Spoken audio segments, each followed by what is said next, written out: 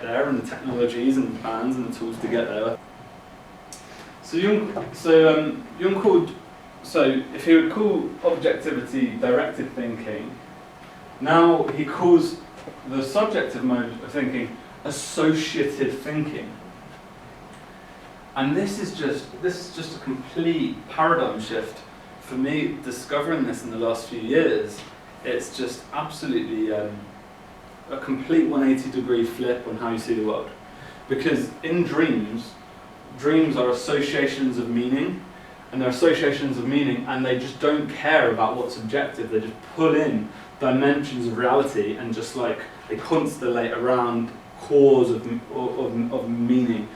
So associative thinking, yeah. This is just amazing. So a way our mind thinks is we say we're directed. We're towards a goal. We want to find the truth. We want to find out, say, how a certain chemical behaves, how a certain planet behaves, or how, you know, these different pursuits. That's one way that the energy of the mind can go. Another way the energy of the mind can go is more like we take an image and then it associates out to different images, and it kind of sprawls. And this is Freud kind of picked this up, and Freud was one of the first pioneers of the unconscious, and to him he would say to his patients, let's just look at your dreams. You know, what do you think about this? What do you think about this? What do you think about your experience here? Oh, I think about blah, blah, blah, blah, blah, blah, blah.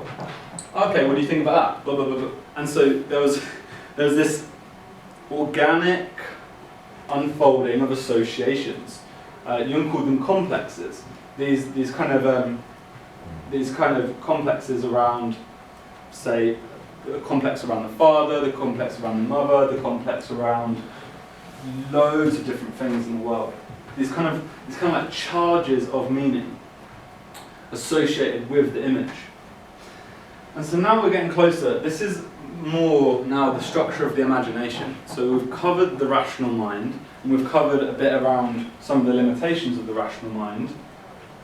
And so now we're looking a bit more now at the imagination. The way the imagination works is it sprawls out, it meanders, and it doesn't need to follow rules because it's not conscious. This is happening unconsciously. We'll get into this later. I want to say this as a model for understanding what we're doing here today, because a lot of what we're going to be sharing today is information that's kind of bound up inside of images, inside of symbols. The idea is that the image is this well, it's an image that cultures across space and time at different spaces at different times in the Amazon and the Middle East and these different places at different eras in history have all put their energy towards that image, and therefore that image has a kind of, I think charge might be the best word. It has an energy, it has an aura to it. A good example would be Dumbledore and Gandalf in Lord of the Rings and Harry Potter. So that's an archetype. It's the image of Merlin or something like this old, wise, wizardy magician kind of character who kind of guides the hero through the journey. It's also Yoda. And so the idea is that form is an image that's part of the structure of the imagination, and it's got all these different associations, like Gandalf, like wise, all of these different things. So associative thinking, okay, really, really interesting paradigm. This is a really interesting way of thinking. It's an interesting style of thinking. So we're dealing with the unknown in associative thinking. That's right, because we map the unknown territory, we map what we don't know, which is not within the aegis of our understanding, that rational paradigm I just said, all the routines and the knowledge structures we've built. We map what's not in that with an image. We say it's kind of like that, it's kind of like this, it's kind of like that. And so it's a much more low resolution way of thinking, but it's actually how we adapt to the unknown. So the unknown is a part, if evolution, if you take evolution seriously, what it means is that we're entities that adapt. And the most fundamental things we adapt to are our known territory, which is the boundaries of the tribe, which is perceptible by the eye, the cultural traditions that we've built up, and the unknown, the thing outside the tribal lands, outside of our understanding, you know, the forest, right? You know, that's like the forbidden forest in Harry Potter. The forbidden forest is a classical motif for the unknown. And that's of course where Harry finds Voldemort, who is his shadow, who is the devil, who is everything he's rejected inside of himself, and that's actually the pathway to redemption, that's pathway to his destiny in the Forbidden Forest. And so the Forbidden Forest, the unknown, these sprawling trees of just like, oh, we don't know what's in there. Same with the sea as well, you know. The sea is one of the most unknown things, the oceans, because we've only mapped 5% of them apparently. 95% of them are not mapped. We don't know what's in there, because no one can bother to go down and look, because they're deep, really difficult to map. But it's a good image, right, for the unknown. So we say, you know, the ocean is the unknown, we say the forbidden forest is the unknown, okay? And this all makes sense, that's my point, because we're doing this. As I'm explaining these symbols, we're just doing this. We're like, oh yeah, ocean, yeah, I don't know much about that. Okay, it's a good place to put the category of the unknown. And that's why in narrative, these images crop up often. So associative thinking is mythic also.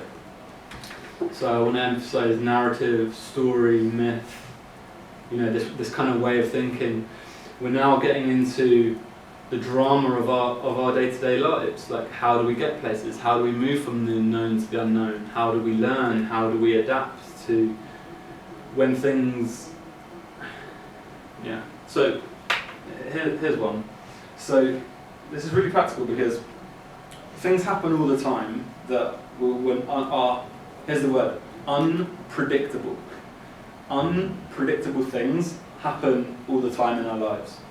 And if they're unpredictable, that means they're not predictable, which implies that there are things that are predictable, which are the things that we just discussed about consciousness, the sun, everything now. That we're all adhering to norms. Like, you're all listening attentively because that's the norm in this situation. And so we're all manifesting these personalities, and you're rendering yourselves predictable, and I'm rendering myself predictable, so we can engage in this cultural exchange, you know. And so that's predictable.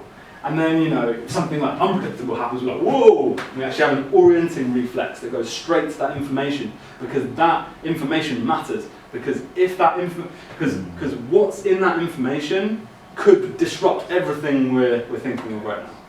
And that's a eternal reality. That's always true. Is that there's some information outside of your knowledge structures and of your routines and of your models of your reality and your maps of reality. And so, mythic, right? So we have stories which are typically hero stories, which are typically stories of, you know, you take the Lion King or something like that. It's a predictable realm, an ordered realm, a realm that's conscious and known, and then something unpredictable happens on boundaries, and then what do we do about that? That's really a really important question. What do you do when something unpredictable happens? Do you explore it and go into the belly of the beast, as Jonah did, as Jonah was swallowed by a whale in the sea, in the unknown? And do you adapt that heroic character? Or do you actually say, no, that unpredictable thing's happened, I'm going to look the other way now. I'm going to ignore that. I'm going to become more unconscious of that thing. And if you do that, it's like if you turn away from novelty, if you turn away from the unknown, if you turn your back on the unknown, you give it power. Because you then adopt circuitry like you're being hunted by something. You adopt this kind of submissive, low serotonin circuitry where you're like, and now your resources are diminishing. You get down into this cycle of like, oh no, because you're treating it as bigger than you. And that's Cain. That's Cain in the Genesis story, I believe. Cain who turns from God, right? Turns from the great adventure of life and becomes bitter, becomes cynical, becomes hateful. You know, really just like chews on that hate and fear and like, urgh. And this is a pathway we can all take all of the time when unpredictable things happen, when chaotic things happen, right? The other pathway we can take is to the pathway of the hero, exploring it, mapping it, going into the unknown. So story, yeah. And so then look, we've got the neuroscience is that